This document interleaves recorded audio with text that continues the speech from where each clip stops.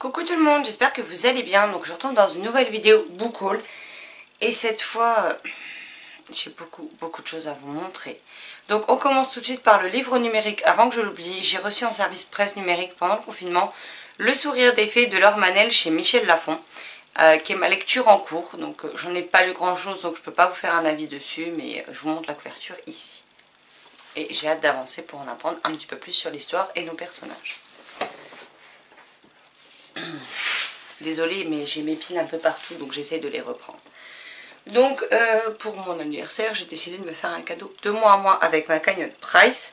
Et donc, je me suis pris La chanson d'Orphée de David Almond chez Gallimard Jeunesse. Je vous avoue que je ne sais plus de quoi ça parle parce que j'avais regardé plein de résumés.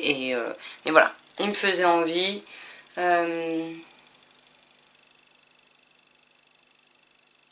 On nous dit que c'est un conte romantique, moderne et poétique, un hymne vibrant à l'amour et à la musique. Et c'est pour la thématique de la musique surtout que ça m'intéressait bien, donc à voir ce que ça peut donner.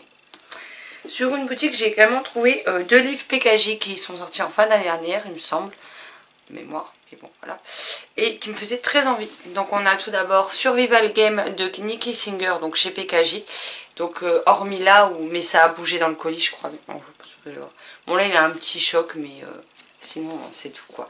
Et franchement je les ai payés je crois 5 € pièce au lieu de celui-ci 19 €. Donc clairement je vais pas chipoter et j'ai très envie de le découvrir. J'ai également pris sur la même boutique Mes copains, mon grand-père et moi de Alyssa Hollingsworth, donc toujours chez PKJ. Pareil, j'ai dû le payer 5 € aussi. Et hormis là où il a un léger coût, il n'y a rien du tout. Donc ça me donnera l'occasion de découvrir ces 2 romans qui me faisaient très envie. Et que vous avez vu d'ailleurs dans mes sorties livresques, hein, clairement.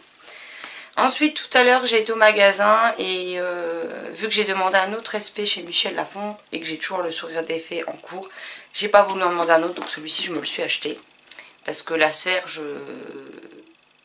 ne l'ai pas reçue, mais je l'ai mis sur ma wishlist d'anniversaire, donc je n'ai plus le droit d'y toucher. Donc j'ai pris Le Prince des Dragons, livre premier, Lune, de Aaron Eaz et Mélanie McGanney-Eaz chez Michel Lafon. Regardez-moi cette couverture.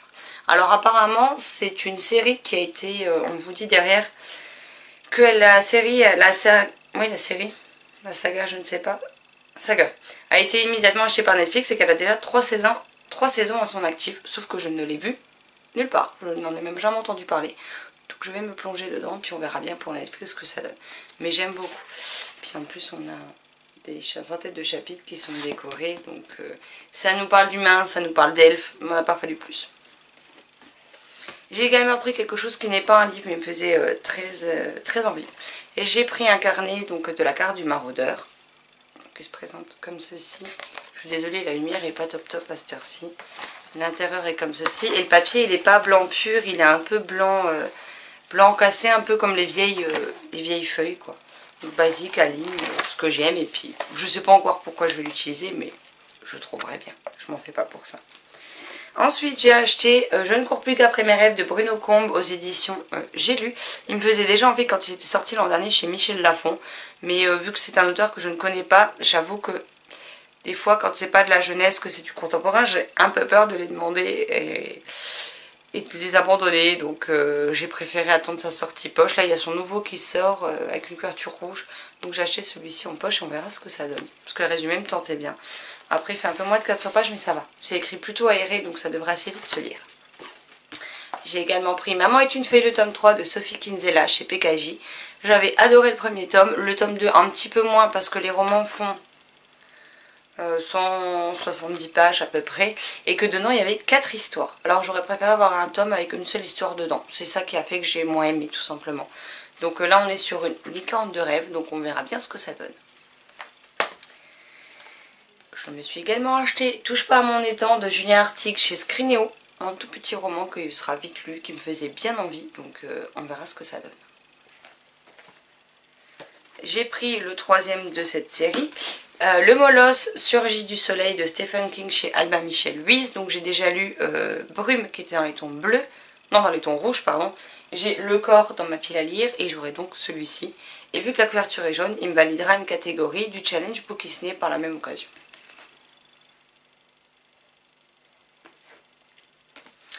Ensuite, le nouveau livre d'un auteur, donc j'ai pris de David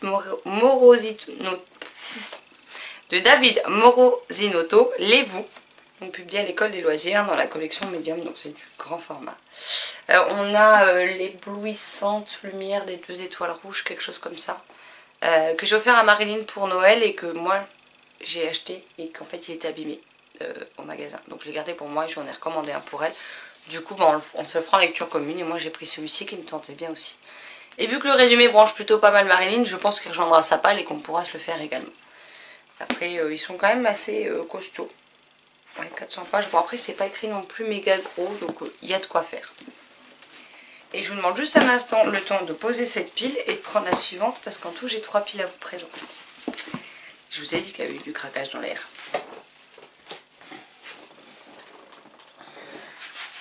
Ensuite, en allant à mon espace culturel, j'ai trouvé des petits marque-pages à 1 €, donc je m'en suis pris 3. Donc on a celui-ci, un chat, des livres, des fleurs, tout ce que j'aime. Donc il a rejoint ma pile à lire. Ma collection de marque-pages plutôt. Ensuite, j'en ai pris un avec un tigre. Et le dernier que j'aime infiniment, ce sont des livres sur des étagères. Alors dessus, là vous pouvez voir qu'on a, j'espère que ça va faire le focus, Roméo et Juliette. On a Tristan et Iseut, on a Joey et Pacey, donc ça c'est dans Dawson, on a Jack et Rose de Titanic, on a, je suis en train de le chercher, parce qu'il y a aussi Edouard et Bella quelque part. Mais là je ne vais pas le trouver maintenant que je le cherche. Hein. On a Cyrano et Roxane, on a ici Hermione et Ron.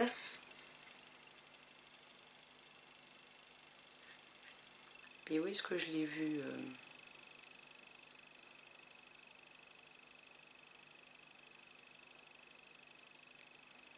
Ah, il est juste là. Et à côté, on a Tarzan et Jane, par exemple. Mais je l'aime beaucoup, beaucoup, beaucoup. Donc voilà mes petits achats, hormis les livres. Ensuite, vu qu'il y avait un déstockage de livres, parce que les auteurs ont récupéré leurs droits, donc déstockage des stocks chez Sharon Kenna, je me suis pris du coup 5 romans. Donc on commence tout de suite avec deux bricasses. La lumière d'Evena, le tome de L'aube d'un envol de Ophélie Duchemin chez Sharon Kenna. Donc c'est des gros bébés hein, parce qu'ils font 400 pages, mais voilà. C'est pas très aéré, c'est pas très gros et croyez-moi qu'il y a de quoi lire. Donc j'ai le tome 1 et du coup je me suis dit ouais, mais si j'aime et qu'après je peux plus me trouver la suite, bah tant pis, du coup je ne le fais quasiment jamais, sauf quand la maison d'édition liquide les livres et qu'après on sait qu'on ne les trouvera plus. Donc dans le doute, j'ai préféré me prendre le 2. Et donc le 3 qui termine la trilogie qui s'appelle Le vent de demain. Qui est pareil, qui est encore plus gros d'ailleurs, puisqu'il fait 430 pages quasiment. Et c'est pareil, vous voyez, la mise en page est assez compacte. Donc il y a de quoi lire. Ensuite, l'autrice m'avait offert le tome 1 pour mon anniversaire. Donc moi j'ai acheté les tomes 2, 3, 4 parce que j'ai déjà commandé le 5 et que j'attends qu'il arrive. Donc comme ça j'aurai la saga au complet. Sachant que le 5 est le seul que je n'ai pas lu, je les avais tous lus en numérique. Donc j'ai pris, alors je sais pas dans quel ordre ils sont. Je sais plus. C'est comme ça. De mémoire. Rachel, si je me suis trompée, désolée. Donc j'ai pris le tome 2 de Creative Things. Donc pas toujours du pareil au même. De Rachel Berthelot chez Sharon Kenna. Voilà. Je crois que c'est le 2 hein, celui-là. J'ai un doute maintenant entre le 2 et le 3. Non, c'est le 2. Voilà. J'ai pris le 3 qui est pas toujours sage comme une image. Je vérifie quand même que c'est bien le bon ordre. Oui, c'est ça.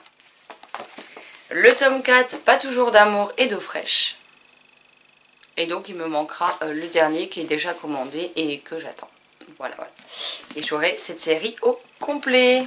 Parce que les livres de Rachel, je les veux tous dans ma bibliothèque au format papier. Bien que pour le moment, je les ai surtout tous lus en numérique. Mais ça ne m'empêchera pas de les acheter à chaque fois en papier. Ensuite, j'ai pris les suites de saga. Donc j'ai pris Le Passeur de fantômes, le tome 3, dont je n'avais même pas vu la parution, donc bravo à moi.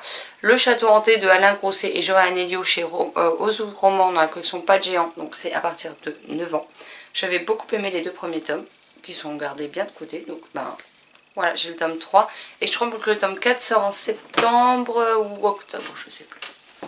J'ai commandé L'Appel des loups, le tome 3, donc Le piège de feu de Pascal Brissy et illustré par Sébastien Pelon chez Ozo Roman dans la collection Pas à Pas des 7 ans. Donc le tome 4 a une date de sortie au 4 juin, moi je l'ai précommandé, il n'est pas encore arrivé, mais dès qu'il arrive j'irai le chercher. Et le tome 5 je crois qu'il est prévu vers le dernier trimestre de l'année. Ensuite, c'est la faute à Marilyn. J'ai acheté Starfell le tome 1, Violette Dupin et le jour perdu chez Casterman de Dominique Valente. Avec cette magnifique couverture. On y parle magie. Donc, j'en montre pas plus. Voilà. Il est super beau, il me fait très envie. Donc, à voir ce que ça donne. Et les en-têtes de chapitres sont décorées avec plein de petites étoiles. Ensuite, un livre que bizarrement je n'ai vu passer par contre nulle part. On a Leslie Davenport et la montagne noire de Zach Gorman chez Milan. J'ai un morceau de colle qui était resté dessus. Donc on nous dit une aventure, une vraie, un page-turner bien flippant. Donc on verra ce que ça donne. Par contre voilà, c'est pour la jeunesse mais il y a quand même pas mal de pages. C'est pas non plus écrit méga gros donc à voir ce que ça peut donner. Il fait presque 350 pages. Alors je sais pas si c'est un tome 1 ou non. Il me semble qu'il y a quelques illustrations dedans. J'essaie de vous en trouver une, bien entendu, je ne vais pas la trouver. Ah, voilà. Donc on verra ce que ce livre me réserve. Ensuite, c'est grâce à Cadeline sur Instagram que j'ai craqué. Bon, Cadeline le sait puisque je lui ai dit. J'ai pris L'Imparfait de Johan Elio chez Gulfstream. Donc le tome 1, Le Royaume qui perdait ses couleurs. On nous parle... je sais plus si c'est des elfes ou ce que c'est. Il y a une école de guerriers et une maison des fées. Donc voilà. J'en voulais pas plus. En plus, elle m'a dit qu'il y avait des chances qui me plaisent bien. C'est un auteur qu'elle affectionne tout particulièrement. Donc on verra ce que ça donne avec ce titre. Et pour info, c'est un des deux auteurs du Passeur de fantômes. Et j'ai aussi Le Feu dans le sang, chez Scrigno, le même auteur dans ma pile à lire. Ensuite, j'ai Rouge de Pascaline Nolo chez les éditions Gulfstream dans la collection électrogène, donc tout de rouge vêtu. Donc ici, on nous dit un récit où le merveilleux se mêle à l'horreur et où l'innocence se dilue implacablement dans le sang. Un conte sensible, sombre et envoûtant qui ne cherche à épargner personne et surtout pas son lecteur. Rien que pour ça, j'ai envie de le découvrir. Avant le confinement, les éditions Gulfstream, on en avait un petit peu parlé sur les réseaux sociaux, il m'avait donné très envie. Et du coup, j'ai attendu de pouvoir l'acheter en magasin et maintenant c'est chose faite.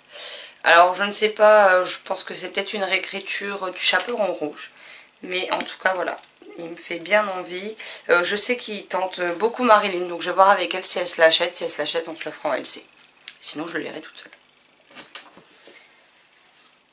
Sinon, j'ai également acheté L'homme qui aimait trop les livres de Alison Hoover Bartlett, publié chez Pocket, qui est sorti au format poche il y a très peu de temps. Je vous l'avais montré dans mes sorties livresques au même titre que Le petit garçon qui voulait devenir Mary Poppins de Alejandro Palomas chez le Cherche Midi. Il y avait également celui-ci avec et du coup j'en ai un en numérique et celui-ci en papier. Parce que l'autre c'est en grand format et je le trouve un petit peu cher, 20 balles pour 200 pages. Ça me faisait mal donc je préférais le prendre en numérique pendant les promos du confinement et celui en papier. J'ai également pris une suite, donc Les Tout Cassés, le tome 2, La Gymnaste Infernale de Rod Marty et Julie Olivier chez Gulfstream dans la collection Premier roman 8 ans et plus. Le tome 1 est dans ma pile à lire, donc on verra ce que ça donne. J'ai également pris le tome 2 de Trouille Academy, donc La Boîte Maléfique de Bertrand Puard chez Poulpe Fiction.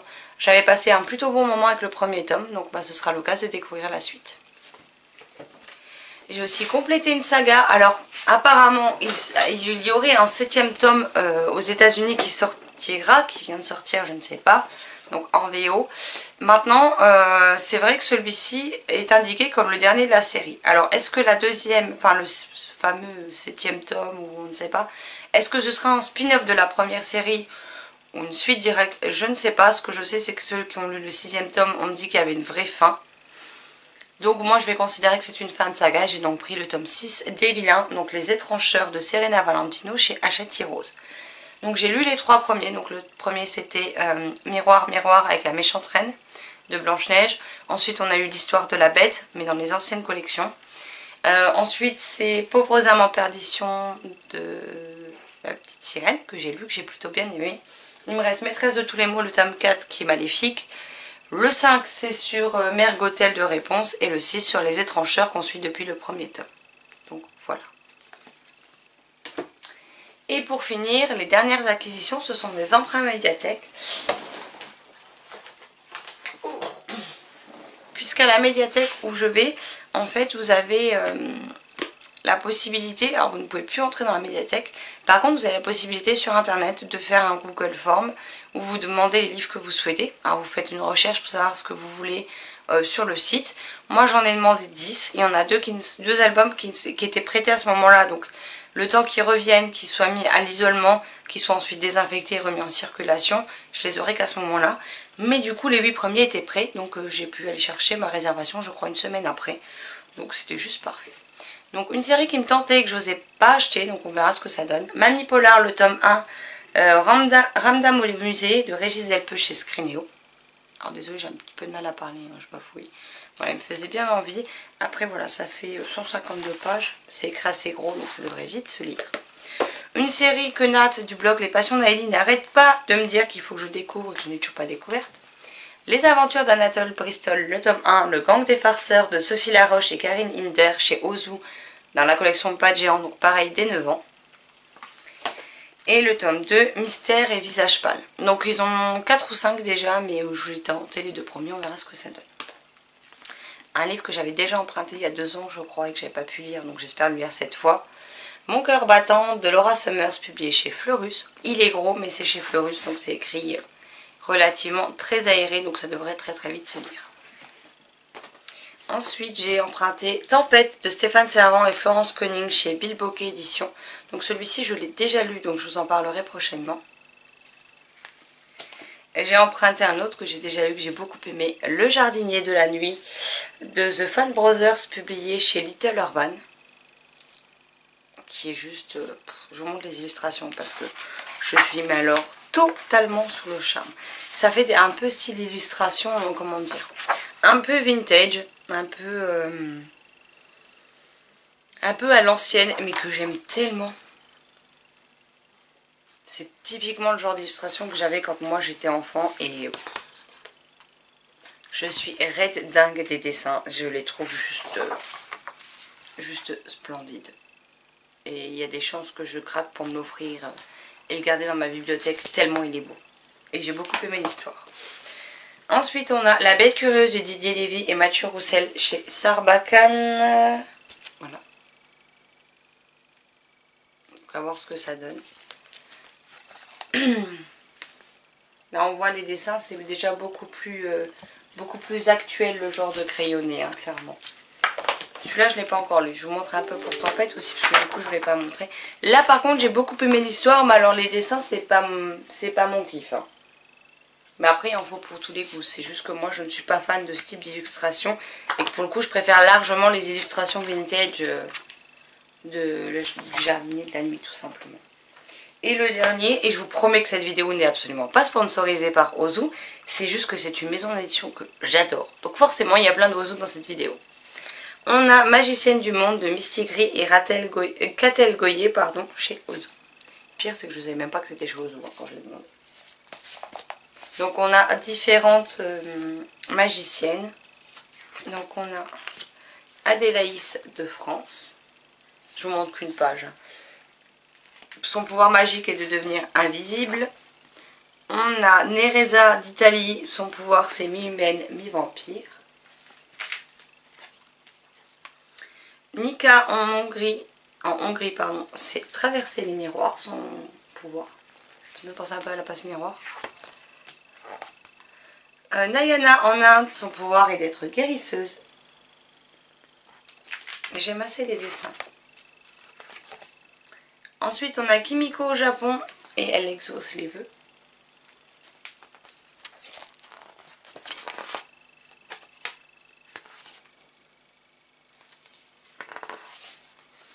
Et là en Australie qui communique avec les végétaux. Et la dernière... Ah bah non, ça je veux dire c'est elle. On a Yohani de Cuba où son pouvoir est de voler. Voilà, donc encore un album que j'ai vraiment hâte de découvrir. Par contre il est très grand et il pèse mine de rien son poids quand même. Donc vous voyez, j'ai de quoi faire niveau découverte, niveau lecture. Bon après voilà, il y en a 3 déjà qui ne rentrent pas dans ma pile à lire. C'est les Creative Things, tout simplement parce qu'ils sont déjà lus. Donc je me les relirai probablement un jour, mais pas pour le moment. Donc tout simplement, voilà. Mais en tout cas, il y en a beaucoup, beaucoup qui me font envie. Malheureusement, en ce moment, j'arrive pas beaucoup à lire. Pour ceux qui me suivent sur les réseaux sociaux, vous le savez. Pour les autres, ben, je vous invite à regarder le prochain mode cocooning parce que je vais refaire un point sur le... on va dire sur la situation dedans. Donc voilà, je reprends tout doucement les vidéos. Alors j'espère que vous m'en tiendrez pas rigueur d'avoir disparu un peu de la circulation comme ça pendant 2 semaines complètes. Mais voilà, il y avait des choses compliquées. J'avais clairement pas la tête à ça. Pas que j'ai forcément entièrement la tête à ça non plus en ce moment. C'est juste que voilà, à un moment donné, il va bien falloir recommencer. Donc, je recommence. Voilà. J'essaie de m'accrocher à différentes choses et puis la vie continue. Mais voilà. J'en dirai plus dans le mode cocooning parce que j'ai pas envie de trop déblatérer ici. Mais voilà. En tout cas, j'ai en plus mon anniversaire qui arrive. Donc j'aurai un autre book haul spécial anniversaire qui va arriver. Puisque la chérie a donné des wishlists. J'ai dû faire 50 wishlists différentes. Enfin 50 j'exagère, mais j'en ai fait plusieurs avec quelques titres partout. Parce que la chérie voulait donner des listes à tout le monde. Donc j'ai dû séparer pour chaque personne. Donc c'était assez comique à faire. Mais bon voilà, donc je sais qu'en plus il y a Tania, Marilyn, Sylvie comme d'habitude qui ont prévu de m'envoyer quelque chose. Et Nat du blog Les Passions Naëlie qui a aussi prévu de m'envoyer un petit cadeau. Donc il y a déjà ça. Je sais que la chérie m'a commandé des cadeaux en rapport avec ce que j'aime. Donc j'en sais pas plus, mais vous le verrez, vous le découvrirez avec moi parce que je vous les montrerai aussi. Et on fait l'anniversaire avec les copains à la maison. On respecte la limite de 10, vous rassurez-vous. Mais voilà, le week-end prochain, donc je sais qu'il y a encore des choses qui vont arriver. Donc je vous mettrai un book haul spécial anniversaire du coup. Pour tous ces cadeaux. Et puis comme ça, ceux-là, je peux déjà les ranger. Voilà, j'espère que cette vidéo vous aura plu. N'hésitez pas à me dire si vous connaissez certains de ces titres, si au contraire vous ne les avez jamais vus. Si vous les avez lus, ce que vous en avez pensé, quelles sont vos dernières acquisitions, emprunts, achats papier, numérique, peu importe. Je me ferai une joie d'en parler avec vous dans les commentaires. Sur ce, je vous souhaite une excellente journée, de très belles lectures et je vous dis à très vite dans une prochaine vidéo. Bye bye.